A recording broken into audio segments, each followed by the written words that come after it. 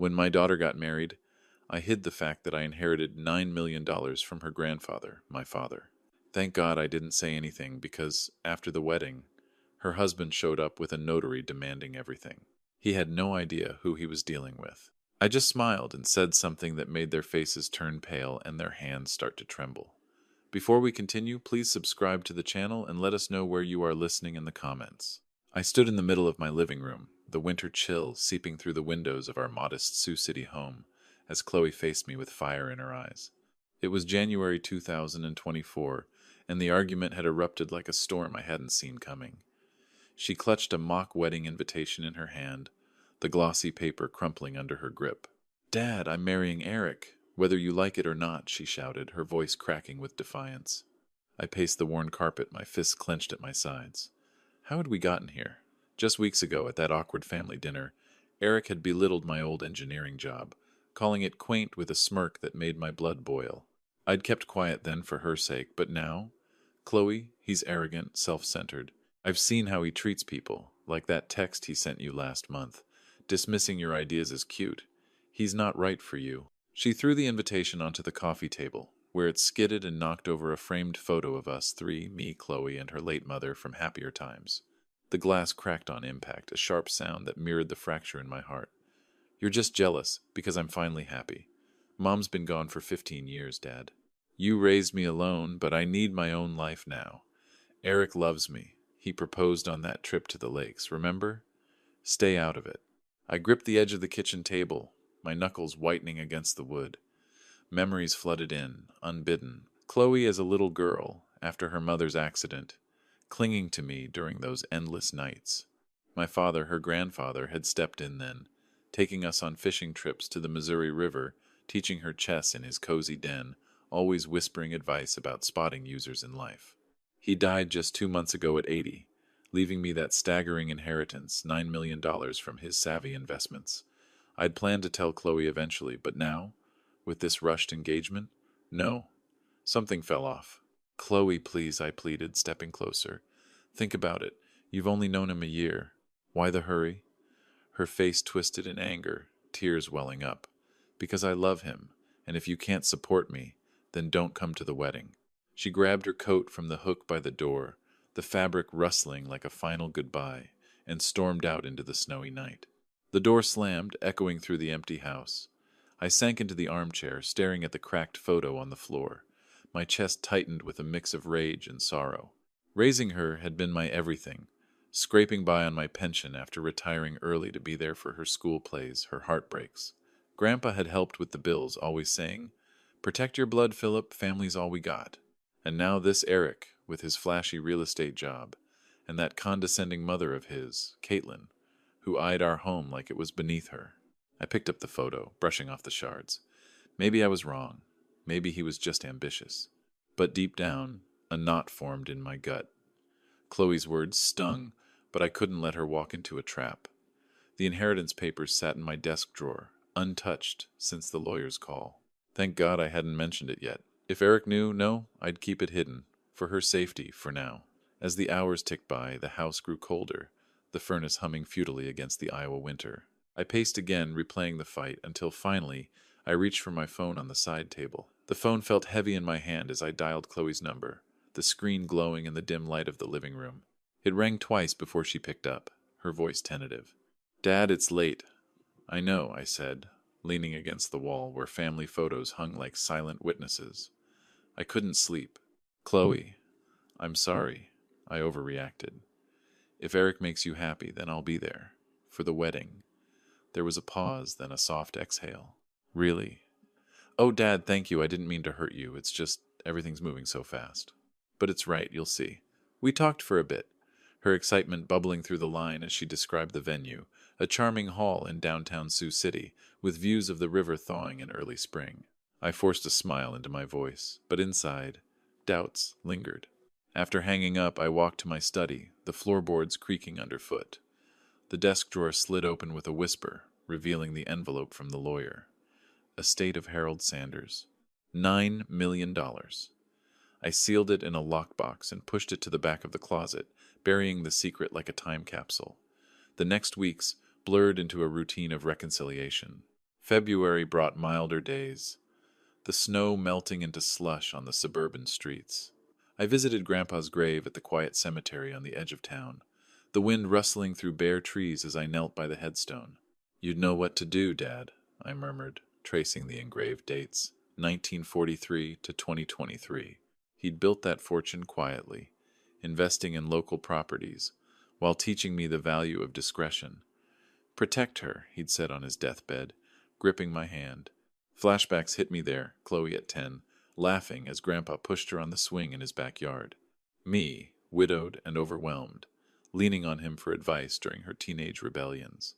Back home, I threw myself into wedding preparations to bridge the gap.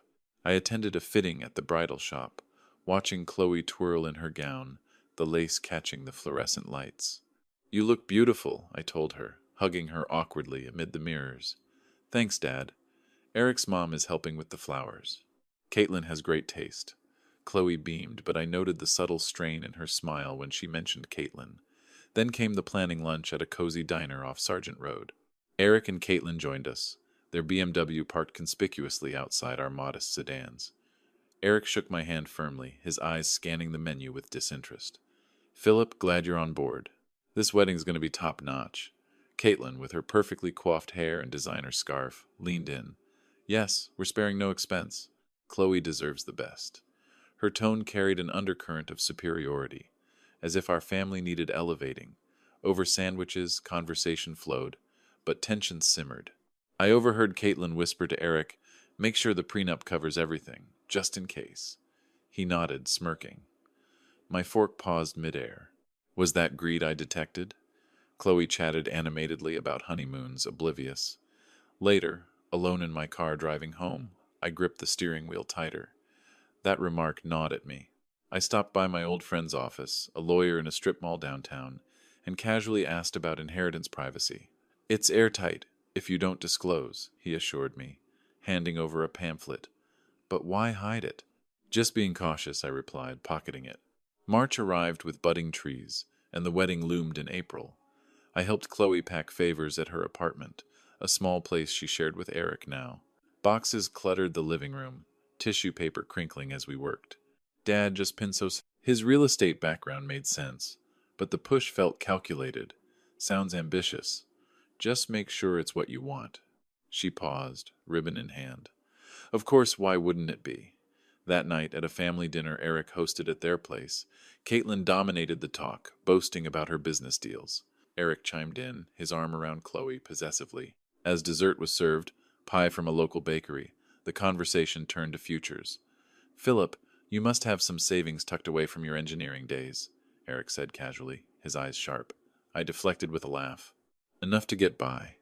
But his gaze lingered, and Caitlin's smile didn't reach her eyes. As I left, waving goodbye from the porch, a chill unrelated to the evening air settled over me. The wedding was just weeks away, and something in their demeanor whispered trouble. I stepped into the wedding hall in downtown Sioux City that crisp March afternoon in 2024, the floral arches framing the entrance like a deceptive promise of joy. The unease from that family dinner lingered, a knot in my stomach as I adjusted my tie and scanned the crowd. Guests mingled under chandeliers, their chatter blending with soft music, but I caught Caitlin's sharp glance from across the room.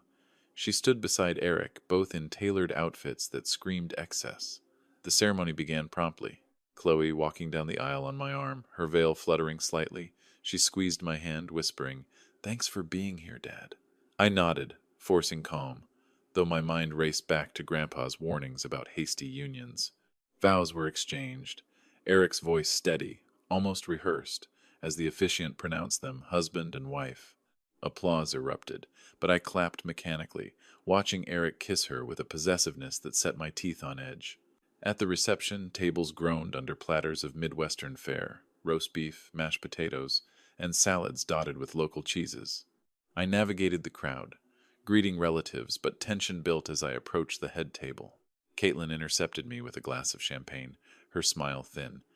"Philip, how quaint that you're here alone. No plus one from your, circles?" I accepted the glass, my grip steady. "Family's enough for me, Caitlin. Congratulations on the day." She leaned in, voice low. "Eric's worked hard for this. Chloe's lucky. He'll elevate her beyond Well, what she's known. Her eyes flicked to my simple suit, a jab I ignored, but it stung like salt in a fresh cut. Eric joined us, clapping my shoulder too hard. Philip, great turnout. Your toast later. Keep it short, yeah? We've got a schedule. I moved away, finding a seat, but overheard guests murmuring near the bar. She's marrying up, that's for sure. Her dad's sweet, but that house of theirs. Heat rose in my cheeks. Chloe danced with Eric, laughing, yet her eyes darted to me occasionally, as if seeking reassurance. The toast came after dinner. I stood, glass raised, heart pounding. To Chloe and Eric, may your life together be filled with the love and respect Chloe deserves. She's my world, and I trust you'll cherish her as such. Murmurs of agreement followed, but Eric chuckled into his microphone next. Thanks, Phil. Appreciate the sentiment. And hey, with my deals closing soon, we'll have plenty to cherish. Houses, trips, the works, no more scraping by. Laughter rippled, but it felt pointed like a veiled insult to my modest life. Caitlin added from her seat, Indeed, progress is everything. Chloe shot me an apologetic look, but didn't intervene. I sat down, fists under the table, vowing silently to stay vigilant. This wasn't just arrogance, it reeked of calculation. As the night wore on, we cut the cake, a towering confection with intricate icing that contrasted the bitterness rising in me. I danced with Chloe briefly, her head on my shoulder. Dad, ignore them, they're just excited. Excited about what, exactly? I asked softly, spinning her gently. She hesitated, then smiled. Our future. It's bright. But as the band played on, I caught Eric whispering to Caitlin, their heads close, gesturing animatedly. What were they plotting? The twist hit during the garter toss. Eric flung it with flair, landing near a group of his colleagues, who whooped. One joked loudly, Bet on the inheritance next. Eric laughed it off, but his eyes met mine for a split second, sharp and knowing. Did he suspect something about Grandpa's estate? My pulse quickened. Thank God I'd hidden it. The evening wound down with farewells. Chloe hugged me tight outside, the spring air carrying a hint of rain. Love you, Dad. Honeymoon in the works. Talk soon. I watched their car pull away, tail lights fading into the night, that knot of worry tightening. What lay ahead for her in that new life? A week later, my phone rang shrilly in the quiet of my living room, jolting me from a book. It was late March, and the days had dragged with uneasy texts from Chloe. Short updates about settling in, nothing deep. Her name flashed on the screen, and I answered quickly. Chloe, everything okay? Her voice broke, sobs punctuating words. Dad, please come get me. I can't stay here. It's all wrong. My heart slammed. What happened? Where's Eric? Just come. I'm outside with my things. Hurry. She hung up, leaving me staring at the phone, mind racing. I grabbed my keys from the hook, coat half on, and dashed to the car.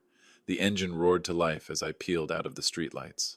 Rain started pattering on the windshield, mirroring the storm inside me. What had he done? Flashbacks to the wedding joy, her radiant smile, clashed with this nightmare. I'd checked in daily via messages, sensing her replies growing terse, but she'd brushed off my concerns. 15 minutes later, I turned onto their street in the upscale suburb, headlights cutting through the drizzle. Chloe stood on the porch, 2 suitcases at her feet, hair plastered to her face, shoulders shaking, no lights on inside. The house loomed dark and empty. I jumped out, rain soaking my shirt as I rushed to her. Chloe, get in the car. Let's get your bags. She threw her arms around me, burying her face in my shoulder. Dad, thank you. They're not home. Out with his mom, probably celebrating whatever scheme they've got.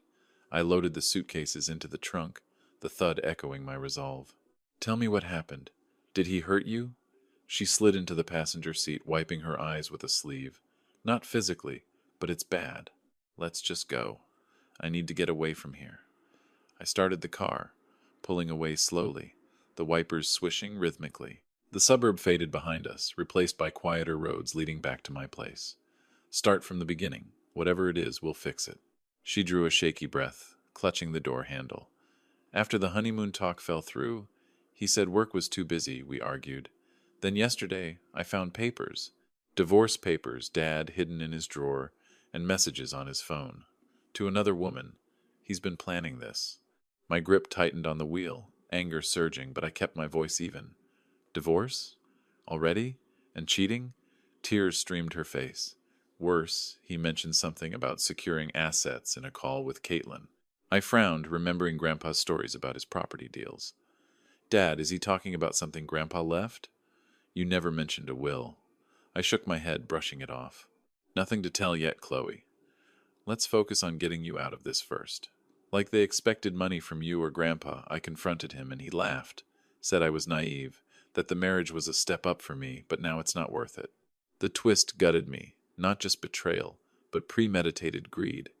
I handed her a tissue from the glove box, our fingers brushing. Why now? What changed? She dabbed her eyes, voice trembling. I don't know everything yet, but he kept asking about your finances, probing. When I said you had nothing big, he got distant. Dad, I ignored your warnings. I'm so sorry. We turned onto my street, the house lights welcoming in the rain, but she paused, staring out the window. There's more, he said, if I leave quietly, no fuss. But I think they're coming after something. Maybe the house, or... Wait, did Grandpa leave anything I don't know about? I glanced at her, the question hanging heavy as we approached the driveway. I handed Chloe the tissue as we drove through the rain-slicked streets of Sioux City, the wipers sweeping in steady arcs across the windshield. Here, dry your eyes, I said softly, keeping one hand on the wheel. Take your time, but tell me everything. We can't fix this if I don't know. She pressed the tissue to her face, fibers catching on her damp skin like fragile regrets. It started right after the wedding. We didn't even go on that honeymoon, he promised. Said work was piling up. But yesterday, I came home early from the office, feeling off. His car was there, but the house was too quiet. I walked in and heard voices from the bedroom, not just his. Hers, a woman from his office, I think. They were together. I froze in the doorway, Dad. He didn't even look sorry when he saw me, just annoyed, like I'd interrupted something trivial. My knuckles whitened on the steering wheel. Rage bubbled up, but I swallowed it, focusing on the road ahead, headlights piercing the fog rolling in from the Missouri River. And the divorce papers? You mentioned messages? She nodded, crumpling the tissue in her fist. After I confronted him, he shoved the papers at me, said sign them quick, no fuss. But I grabbed his phone first, text to her, going back months. And to Caitlin, too, plotting about assets and how to secure the family fortune. He kept grilling me about Grandpa's will, asking if you'd hidden anything. I told him nothing, but he laughed, said I was blind. Dad, I should have listened to you from the start. Your warnings at that dinner. I defended him, but deep down, I saw the red flags. Like that text I ignored before the wedding. Him joking with a friend about marrying into money. I thought it was harmless. The twist hit me like a punch. Not just infidelity, but a calculated hunt for the inheritance I'd buried away. I glanced at her, seeing the little girl I'd raised reflected in her weary eyes. Memories surfaced unbidden, kneeling at Grandpa's grave last month, vowing to shield her as he'd shielded us, his hand steady on my shoulder during those lean years after her mother's death. This isn't your fault, Chloe. He's the deceiver. We'll handle it. Lawyers, whatever it takes. You're safe now. She slipped off her wedding ring, dropping it into the cup holder with a soft clink. I feel so stupid. Rushed into it all for what? Independence? Love? It was a lie. We turned onto my street, the familiar houses blurring in the downpour. I pulled into the driveway, killing the engine. Come inside. We'll get you settled, then talk more. As she gathered her things, a distant rumble echoed. Not thunder, but an approaching car, headlights cutting through the rain like accusatory beams. The car screeched to a halt at the curb, gravel spraying under tires, and Eric jumped out, his face twisted in fury under the street lamp's harsh glow. It was early April now, just hours since I'd brought Chloe home. She'd sipped tea in the kitchen, spilling more details between sobs, then napped fitfully on the couch while I paced, my resolve hardening like steel. The confrontation I'd anticipated had arrived sooner than expected. I stepped out into the yard, the cool night air biting at my skin, positioning myself between the house and him. Eric, turn around and leave. She's not going anywhere with you. He slammed his door, striding forward, fist balled. Where is she? Chloe, get out here. This isn't over. His voice boomed, echoing off the neighbors' homes, a few porch lights flickering on in response. I held my ground, arms crossed. She's inside, safe. You betrayed her, cheated, and now you're done. Get off my property before I call the police." He laughed bitterly, stopping just short of me, rain dripping from his hair. Safe? From what? Her own choices? She signed up for this marriage. And you? Hiding whatever scraps you have. Caitlin knows people. We'll drag this out. Take what's ours. You think you're protecting her? You're just delaying the inevitable. The taunt fueled my defiance. Flashing back to the wedding reception, his smug toast about progress, Caitlin's condescending nods. They'd underestimated me then and now. Threats won't work. Leave or I'll make that call. Chloe wants nothing from you except freedom. From the window, I caught Chloe peeking out, her hand at the curtain, eyes wide. Eric glanced her way, his expression softening falsely. "Chloe, baby, come on, we can talk this through. Your dad's filling your head with nonsense." She didn't move, and I stepped forward, voice low and firm. "She's done talking. Go." He hovered a moment longer, the twist coming as he sneered. "Fine, but I know more than you think about that old man's money. Caitlin's already on it. You'll regret this." He spun on his heel, yanking open his car door with a metallic groan, and peeled away, taillights vanishing into the night. I exhaled slowly, the yard silent again, save for the patter of rain. Locking the front door behind me as I stepped inside, I turned to Chloe, who stood in the hallway, arms wrapped around herself. "He's gone. Now, let's figure out the divorce papers." "We'll get a lawyer first thing tomorrow," she nodded, sinking into a chair at the kitchen table, flipping open the folder she'd brought. "Okay, but Dad, what if he really knows about the inheritance? We need a plan."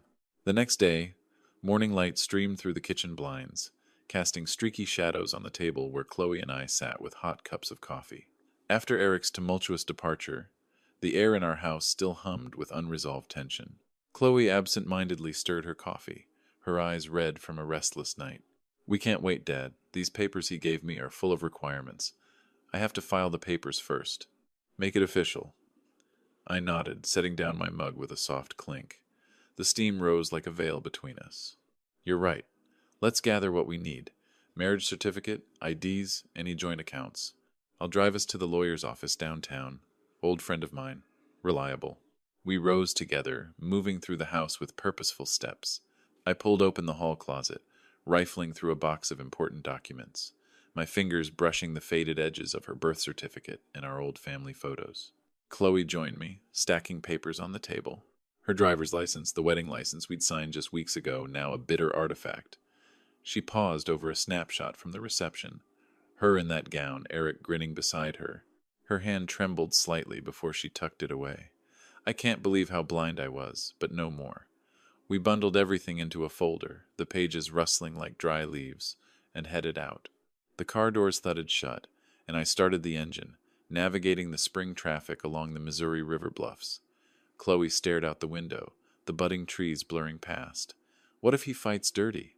He mentioned assets again last night in his text. "Keeps assuming we're broke. We'll cross that when we come," I said, merging onto the main road. The hum of tires on pavement steadied my thoughts, reminding me of drives with Grandpa, his voice cautioning against haste. Flashbacks flickered, Eric's wedding toast, boasting about deals and progress, his eyes glinting with unspoken ambition. I'd dismissed it then, but now it fueled my wariness. We arrived at the lawyer's office, in a modest downtown building, the parking lot half full with sedans like ours. Inside, the waiting area smelled of fresh coffee and old files. The receptionist waved us back to Jim's cluttered desk, piled with folders and a half-eaten donut. Jim, a balding man in his 60s with wire-rimmed glasses, stood to shake hands. "Philip, Chloe, tough spot, but we'll sort it. Sit." We settled into worn chairs, spreading the documents across his desk. Jim flipped through them, pen tapping rhythmically. "Grounds for divorce, infidelity, from what you described. We've got texts as evidence? Good. We'll file for dissolution today. Aim for uncontested, but prepare for pushback." Chloe leaned forward, voice firm. "He cheated, lied about everything. I want out clean, no alimony games." Jim nodded, pulling forms from a drawer. "Smart, sign here. Initial there. We'll petition the court. Hearing in a few weeks." As we worked, my phone buzzed on the desk, vibrating insistently. Eric's name flashed. I glanced at Chloe, who tensed, shoulders hunching. "Answer it. Let's hear what he says." I hit accept, putting it on speaker. What do you want, Eric? His voice crackled through, edged with venom. You think you're clever? Filing already? Caitlin heard from a mutual friend. Chloe's at a lawyer's. Listen, old man, drop this. Sign the papers I gave her, or I'll bury you in court. We know you're hiding something. Deaths, maybe? We'll expose it all. Chloe's eyes flashed. Expose what? Your affair? Go ahead, Eric. I'm done with your threats. He laughed, short and harsh. Big words, but when the judge sees how unstable she is, rushing out like that, we'll claim abandonment. And assets? We'll take the house, the car, whatever scraps you have. Caitlin's got connections. Jim motioned for calm, mouthing. Record this. I kept steady. Threats won't change facts. Stay away from us. I hung up, the line cutting with a beep. The room fell silent, save for the tick of a wall clock. Jim cleared his throat. That helps our case. Harassment. I'll note it. We finished signing, the pen scratching finality onto paper. Chloe exhaled, a weight lifting slightly. Feels like a start. Back in the car, driving home through lighter traffic, I replayed his words. Hiding something. He was fishing, but close. Thank God for the lockbox in my closet, the inheritance untouched. As we pulled into the driveway, my phone dinged again. A message from Eric. Sue, if you want, we'll win. You have no idea what's coming. I stared at the screen, the words glowing like a challenge, my mind already turning to deeper protections. A few days later, the phone rang again while I paced the living room, the afternoon sun slanting through the windows onto the worn rug. We'd spent the week in uneasy limbo, Chloe back at her job, me researching divorce basics online late into the nights, the screen's blue glow etching lines of determination on my face. Eric's voice burst through when I answered, smug and amplified. Philip, you should have listened. I've got the best lawyers money can buy. Top firm in Omaha. They'll rip through your little filing. Chloe thinks she can walk away. We'll claim everything, assuming your Poverty Act is just that, an act. I gripped the phone tighter, standing by the window where curtains fluttered in a breeze. Boast all you want, Eric. The truth's on our side. He chuckled low and mocking. Truth? Like how Chloe's the one who bolted? Caitlin's already chatting with friends. Words out, she had cold feet, maybe even strayed first. People talk in this town. The line went dead, leaving a hollow echo. I set the phone down, heart thudding. Rumors, clever poison. That evening, a hesitant knock sounded at the door during dinner. Chloe paused, fork midair. Who now? It was Mrs. Ellis from next door, her gray hair pinned back, holding a casserole dish like a peace offering. Philip, dear, I heard. Well, whispers at the bridge club. Caitlin saying Chloe left Eric over nothing, that she's unstable, even hinted at an affair on her side. I don't believe it, but thought you should know. Chloe joined me at the door, face paling. That's a lie. She's twisting it to make me look bad. Mrs. Ellis nodded sympathetically, I figured. But it's spreading. Saw it on the neighborhood Facebook group, too. She handed over the dish, the ceramic warm against my palms, and shuffled away. We closed the door, the lock clicking into place. Chloe paced now, arms crossed. They're fighting dirty. At work today, a coworker asked if I was okay. Said she'd heard from a friend of Caitlin's about troubles. We need to hit back. I nodded, moving to my study where the computer hummed to life. Agreed. Time to use what I've got. Fingers flying over the keys, I searched for private investigators in Sioux City. Discreet ones specializing in marital disputes. A name popped up. A former cop with good reviews. Flashbacks hit, burying the inheritance papers months ago. Grandpa's voice echoing, discretion saves lives. Hiding it had been wise. Now, I dip into a small portion anonymously. Chloe peered over my shoulder. A detective? To dig on Eric? Yes. Evidence of his affair. Any financial schemes. We'll turn the tables. I dialed the number, arranging a meeting for the next day at a quiet coffee shop downtown. As we talked, an anonymous text buzzed in. She's the cheater. Watch your back. Likely from one of their circle. The twist came that night. Chloe overheard a voicemail from a block number. Caitlin's voice seeping through. Tell Philip we'll expose the family's secrets if they don't back off. I know there's more to that old man's will. She played it for me, her hand steady despite the shake in her voice. "They're desperate," I said, deleting it but noting the fear beneath their bluster. We researched more, the keyboard clicks punctuating our plans. By morning, I'd wired a retainer fee from a separate account, the transaction invisible. As I finalized the detective's appointment, a court notice arrived in the mail. Preliminary hearing set. The tide was shifting, my hidden strength ready to emerge. Late April found me in the dim light of my study in Sioux City. The court notice crumpled slightly in my hand from where I'd gripped it too hard. The preliminary hearing was set for next month, a ticking clock that amplified every shadow in the room. I set the paper down beside the lockbox I'd pulled from the closet. Its metal edges cool under my fingers. Inside lay the inheritance documents. $9 million, Grandpa's legacy, hidden like a weapon in reserve. Staring at the figures, I felt a surge of resolve. It was time to wield it carefully, turning secrecy into a shield and sword. I picked up the phone, dialing the number of an elite lawyer I'd researched online, one specializing in family disputes and asset protection.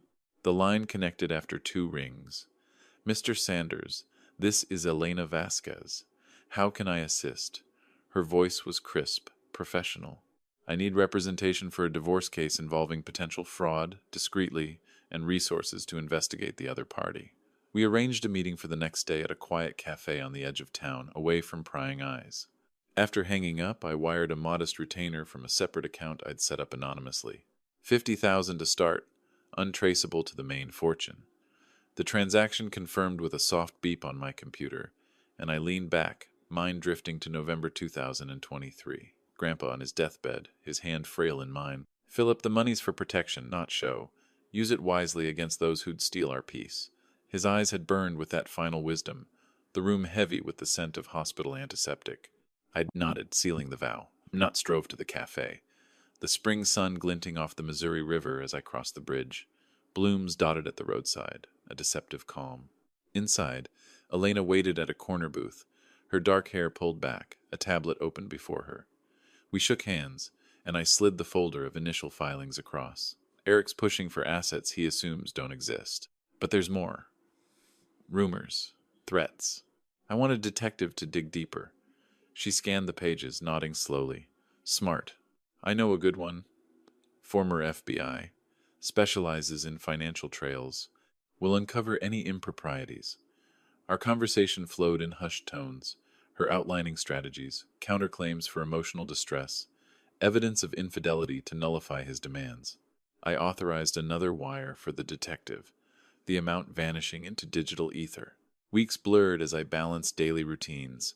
Walks along the riverfront to clear my head, where the water's steady flow mirrored my building patience, with covert progress. Chloe stayed with me, her job providing structure while we awaited updates.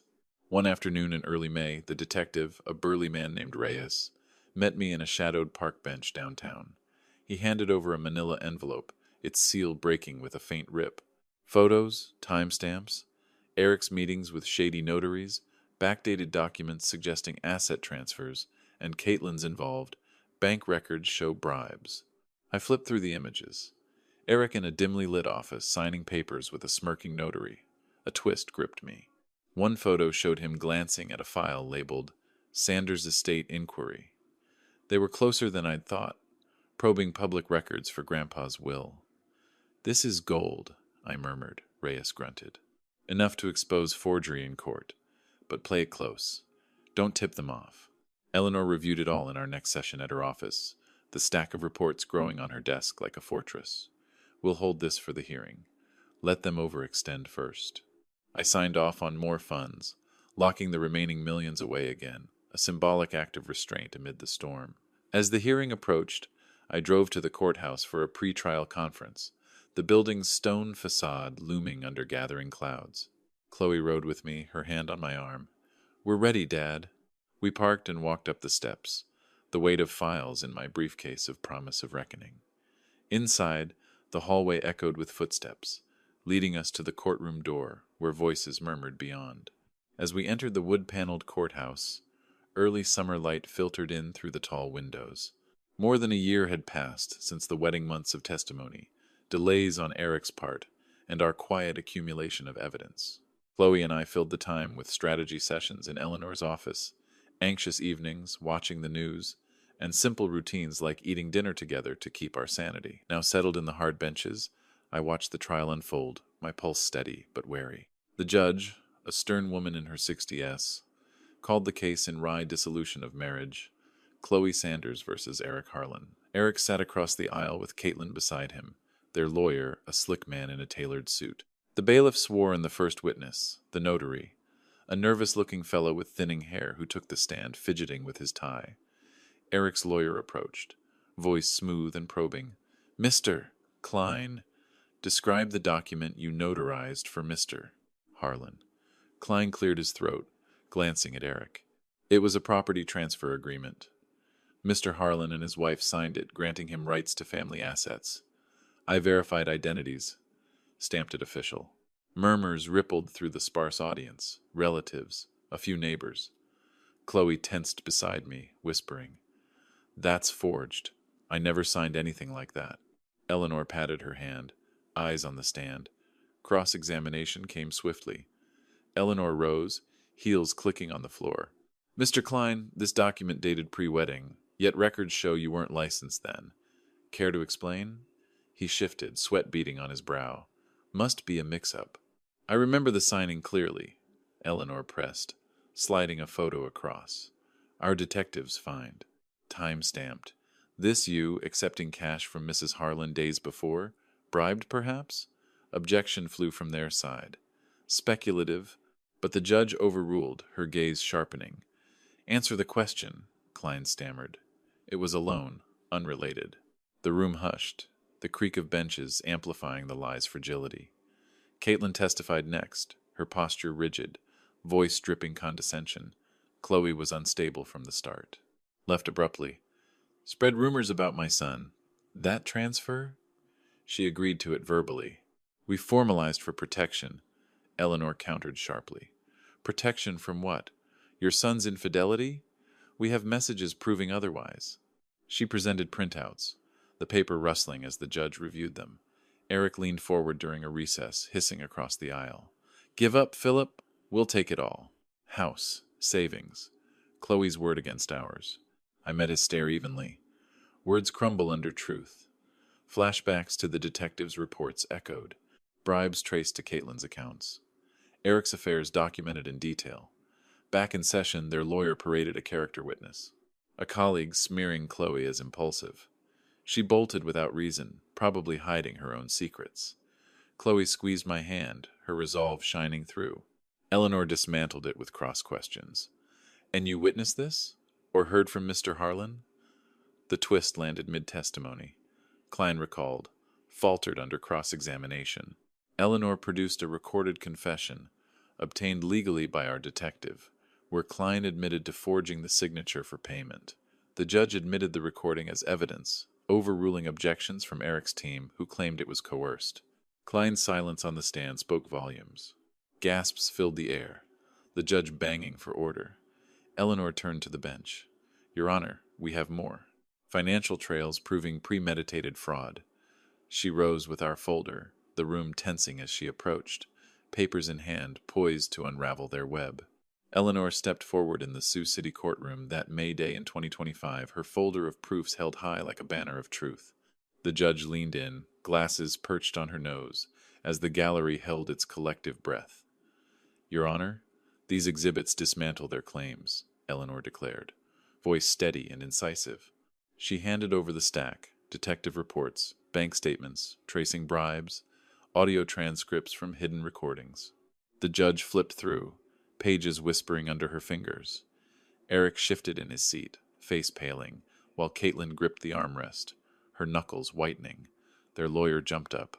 "Objection. Chain of custody unclear. These could be fabricated." Overruled, the judge snapped, her tone brooking no argument. "Proceed, Miss Vasquez." Eleanor nodded, projecting an audio clip via the courtroom speakers. Klein's voice crackled through. "Yeah, I'll backdate it for the right price. Make it look legit." Gasps echoed from the benches. Light from the windows shifting across shocked faces, illuminating the unraveling deceit. Eric leaned toward Caitlin, whispering urgently, but she shushed him with a sharp glare. I sat beside Chloe, my hand on hers, feeling her pulse race. Flashbacks surged, the detective's late-night call weeks ago detailing that very recording from a planted device in their meeting spot. "Got him on tape," he'd said gruffly. Now, it paid off. The judge paused, tapping her pen rhythmically. "This evidence suggests perjury and fraud. The property transfer is invalid, stricken from record." She turned to Klein on the stand. "You contradicted yourself earlier." "Explain," he mumbled, eyes darting. It was a mistake. They pressured me." Protests erupted from Eric's side, his lawyer slamming a fist lightly on the table. "This is entrapment. We demand a mistrial." "Denied," the judge retorted, her gavel thudding once for emphasis. "Furthermore, I'm referring this to the district attorney for charges of forgery and bribery against Mr. Harlan, Mrs. Harlan, and Mr. Klein." Caitlin stood abruptly, voice rising in a controlled hiss. "You can't do this. We had reasons." "Protection from their instability," Elena countered swiftly. "Reasons like greed? Your financial trails show premeditation, probing for assets you assumed existed." She laid out more proofs, emails plotting the notary scheme dated before the wedding. The twist unfolded as the audio played a second clip. Caitlin's voice. "Once we secure the inheritance through marriage, we'll flip it." The room tensed further, murmurs swelling. Eric slumped, burying his face in his hands. "No, that's taken out of context," he muttered weakly. The judge reviewed silently for a moment, the clock ticking audibly in the hush. "Divorce granted to petitioner. No asset division to respondent. Court costs on Mr. Harlan. Bailiff, escort Mr. Klein for questioning." The notary rose shakily, cuffs clicking as security approached. As the session adjourned, I exchanged a glance with Chloe, her eyes shining with vindication, mine with quiet triumph.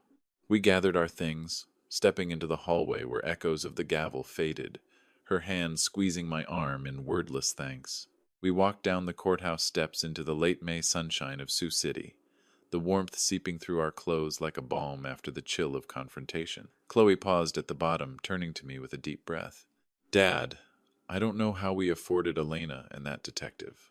You must have scraped every penny. Let me pay you back somehow."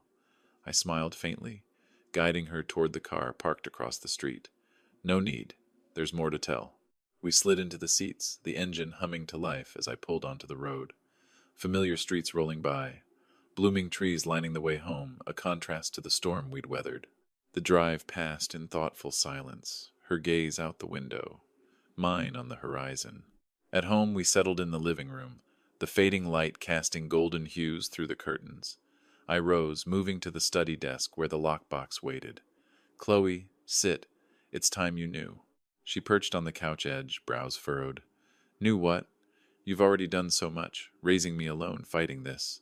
I unlocked the box with a soft click, pulling out the envelope marked Estate of Harold Sanders. "Grandpa left us secure, $9 million from his investments. He passed in late 2023, remember? I hid it after the will reading, sensing trouble with Eric." Her eyes widened, hands flying to her mouth. "$9 million? Dad? Why keep it secret? We struggled. Bills? The house?" I sat beside her, spreading the papers on the coffee table, their crinkles filling the quiet room. "For protection. Grandpa warned me on his deathbed, users will come sniffing. That hospital room," his voice weak but firm, echoing his fishing trips with us, teaching caution. "When Eric probed at dinners, smirking about futures I knew. Hiding it saved us from their grasp."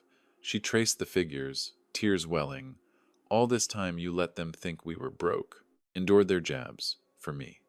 Always for you," I said softly, pulling her into a hug, her shoulders relaxing against mine. Flashbacks wove in, Grandpa's cozy den, chess pieces clacking as he shared stories of savvy deals, his eyes twinkling. He built it quietly, for family. Now it's ours, to heal, to build. The twist came as she flipped a page, finding a note in Grandpa's handwriting. "Philip, tell Chloe, when safe, legacy of strength, not just money."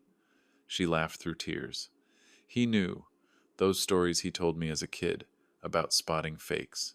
It ties together. We talked into the evening, sharing memories over tea, steam curling like released burdens. "What now?" she asked, voice hopeful. "With this we can start fresh. Maybe a trip, like those lakes he loved." I nodded, gathering old albums from the shelf, photos spilling out, us three in happier times. As we leafed through, the future unfolded before us, bound by enduring ties and hard-won peace. If you like this story, please like this video, subscribe to the channel, and share your impressions of this story in the comments. To listen to the next story, click on the box on the left. Thank you for watching.